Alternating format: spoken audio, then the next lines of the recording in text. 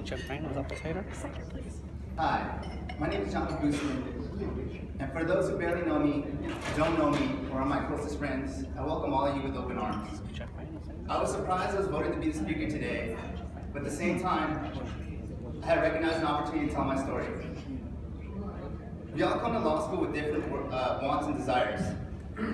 Some come with that ultimate dream of making it rich or being a corporate lawyer, or just to help the general population. I really didn't have any of that. I was a cultural stereotype. I'm the son of two Filipino parents, and both of them wanted me to be a doctor or something with the word doctor in it. Unfortunately for them, I was super artsy and enjoyed poetry and music, so it was either be a lawyer or be shunned from my house. I chose to be a lawyer. I took this journey with everyone in this room, but I never fit the mold of what people imagined a lawyer would be in any form. But I feel I was voted here to tell the one thing I know about life. That all the money, fame, or recognition of being a lawyer means nothing if you're unhappy. Lawyers have the highest rate for depression and mental health issues, yet we chose this path. I came for all the wrong reasons, but I'm about to leave knowing that all that matters is being able to wake up in the morning and look in the mirror and know that I'm a success. My story begins in a really unconventional way. This is actually my second time attending this law school. I am one of the few people ever to return to law school after braving the attempts at the appeal process. Rather than go into that problem or one of the things that made me hate who I am at that time, I want to explain that anything is possible. When I first stepped foot on this campus, it was 2010, and the school was grinding to get ABA accreditation. I was filled with a lot of incorrect assumptions about life and how being a lawyer would completely. My mom and dad had always told me that if you become a lawyer or a doctor or a nurse or some high-paying job that leads to overall happiness and answers every problem in your life. I thought law school would make everything better. I was wrong. I had no idea if I even liked the law, and the only legal movie I'd ever seen was My Cousin Vinny, which is awesome. When I had been drinking the water, I felt all my problems would go away because you'll have that magical moment where everything makes sense and everything falls into place. Sadly, life doesn't work like that. I immediately failed myself because the magical Cinderella moment where the pumpkin turns into a carriage and somehow some princess saves me from my own self could never be in the cards. Life isn't a movie. No matter how desperately I wanted it to be, I had so many problems that I didn't think were problems because the magical completion of law school would make me Superman, make me invincible, make me into the person I never was and always wanted to be. So I jumped full speed ahead without really thinking about what it meant to be a lawyer. I couldn't get past the idea that it was ingrained in my head that studying is a 24/7 job. You had to constantly be studying. I studied to the point where I never went home. I was eating fast food like there was no tomorrow. I never went to the hospital even when I was clearly sick. I had issues with headaches, my eyesight, and just being a human being. I quickly found myself to be in over my head and was out of law school by the end of that year. I blamed everyone but myself and quickly found out that no one cared. I had a story of failure that I stuck to as long as I was away from law school. It was safe, it wasn't my fault, and I could always make myself to be the hero. I was an angry person. Feeling the clutches of Sally Mae's arms coming towards my neck, I had to figure out what my next step was going to be very quickly. I decided I needed to get a graduate degree in something, so I attempted to get my MBA. This was the best thing that ever happened to me, and what happened at my new university was that there was a free healthcare program for students, and my doctor had absolutely no faith in me. As absolutely awful as that sounds, it was the best medicine for my life. To enter the program, I needed to take a physical, and my physical was horrendous. It seemed like I had every disease known to man. I had headaches in law school because I was diabetic. I had a rare eye condition that makes it impossible to read at night, and I was generally a very poor health. My doctor's advice was to make do with what I had, as I was going to die at this rate. No beating around the bush, my doctor saw the way I lived my life and just thought I was going to be a dead man walking. In a weird way, my doctor's lack of faith in me motivated me to do better. I was so sad that the medical professional was telling me I would never reverse the changes of what I had already done to myself. That my habits were so ingrained in me that I was just slowly going to die. I refused to go on excessive medication and had to find a way to make myself feel better and change who I was on the inside, not just the outside. No one helps you until you help yourself.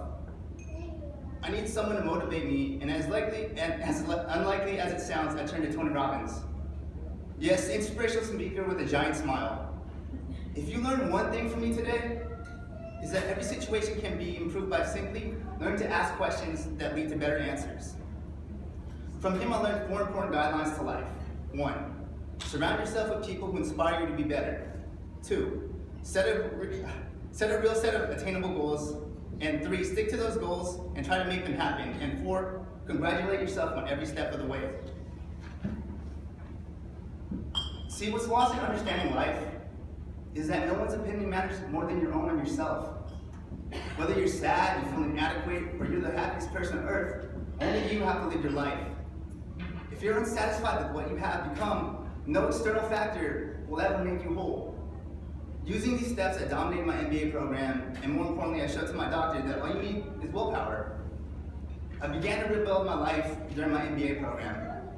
I learned that the reason I was failing so often was I was not changing the questions about my life from negative questions to positive questions. I would ask questions like, why am I such a loser? As opposed to questions like, what makes me happy? The answer to the first question is something so incredibly wrong, it could never help you grow as a person. The second question leads to answers like talking to others, friendship, or maybe favorite activities that would use you to determine ways to solve your problems rather than make them worse. By asking myself what truly makes me happy, I came up with the answer I always knew was the only way I could live my life. I learned that I wanted music to always be at the forefront of everything I did and to be healthy. Healthy as I defined it meant I had to find ways not only to live a healthier life, but also to put things in my life that made me actually happy. All of this was a result of understanding what actual goals I had and being honest with myself. I was trying to find someone or something to complete me, when really I need to be the one to complete me. I couldn't rely on someone or something else to do that for me. If I wanted to be a success, I had to start my life changes immediately. I began to surround myself with the right people, create short-term goals, and more importantly, gave myself the recognition I deserved inside my own heart. I completed my MBA program at the top of my class with 3.7 GPA. I landed a great job marketing, and I was making incredible amounts of money. I had the high-paying job, the beautiful woman in my life, and even my family was proud of me. Yet, I couldn't get up every morning because I felt so unfulfilled. Once again, I was asking the wrong question and using material things to somehow make it seem like I was happy. But I wasn't happy because I still was not pursuing my passion. I wasn't asking the right questions. What makes me happy? Clearly the answer was music. I was in love with music as music had gotten me through all the tough times in my life. I'm a super emotional guy, and one of the many ways I vented and became a better person was through acts of art. The question now was, how was I going to somehow make this an active part of my life? I shopped everyone and walked away from the money to pursue a path I felt was the only way that made sense. I was going to go back to law school to build my skills in something that would help me find a job in my passion and to help me become the person I'd always wanted to be. Artists need art, and they also need others to provide them with platforms to grow their art. Law school gave me the opportunity that I could create a bridge from who I strive to be and who I dream to be. My second attempt at law school focused on something much more different than I had focused on the first time, which was self-reliance. I wasn't going to make it if I blamed the administration, the teachers, and the people around me for all my failures as a human being. I had to be strong in my own self-belief and stay true to my goals, and that had taken me back to law school. I know a million people will say I spend way too much time on Facebook, Instagram, and doing shows that have nothing to do with law school. But I need those things just to get through the day because I know myself. We put too much into the ideas of what a lawyer is supposed to be, as opposed to what makes actual success. A truly successful person isn't someone who allows their happiness to be dictated by other people. In a room full of strangers, I will always have the brightest smile and the happiest outlook because I've learned that I'm the only voice I need to listen to and have faith in. At the end of the day, I go home and I make the most beautiful music I can imagine. We all need that niche. That's something that makes us who we are. So what changed at Laverne on my second time around? I did. I changed my perspective, I changed my outlook, and I changed my expectations. The changes I made are the ones we need to make all the time. If something makes you happy to the point you don't even know, if something doesn't make you happy to the point you don't even know why you do it, other than some material reason, you're not living your life. You have to realize that if you're nothing without money or recognition, you'll never be anything with it. Money and recognition don't make you happy. I'll finish with my favorite Nas quote. In Nas' life, Nas states, "What's it all worth? You can't take it with you under this earth. Rich men died and tried, but none of it worked. They just robbed and raped. I'd rather be alive and paid. Until then, history's made." I don't think he's talking about money.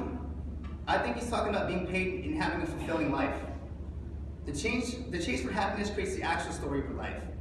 Never forget who you are. Remember that success is measured in finding fulfillment in yourself. Thank you.